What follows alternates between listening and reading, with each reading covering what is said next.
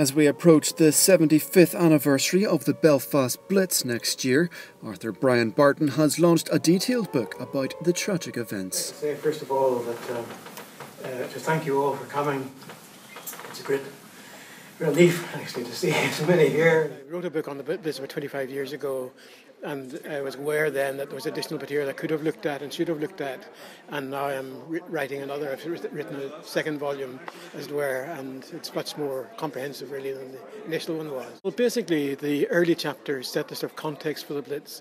They cover things like, for example, why Belfast was so unprepared whenever the Blitz came in April 41, the first major raid. And then a lot of the book is basically an account of the raids themselves, the two big raids, Easter Tuesday, 15th, 16th April 1941, 4th, 5th May 1941 was the second big raid. The bulk of the book really covers those, tries to bring it to life, to give people a sense of the experience of the Blitz itself.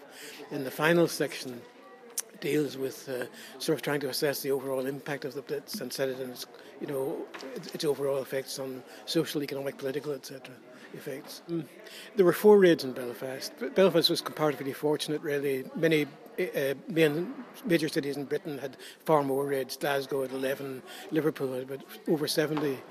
But Belfast did experience 2 major raids, the 2 I've mentioned, and in the course of those raids, which lasted, the 2 big ones, about 7 hours, and in the course of those, something like half the houses in Belfast were either destroyed or damaged, 56,000 houses, half of the public elementary schools, 50,000 people were made homeless. As a result of the impact of those raids, people hadn't expected them. Something like 220,000 people, more or less half the population of the city, fled, got out, evacuated. So that by the end of May 1941, literally 220,000 people had left Belfast. A group of school children from Orangefield Primary took a tour of a World War II display at the Public Records Office ahead of the book launch. They seemed very interested in the Blitz. Well, it was really, really scary for people who lived back then. And the Germans came and bombed the Belfast and England and stuff.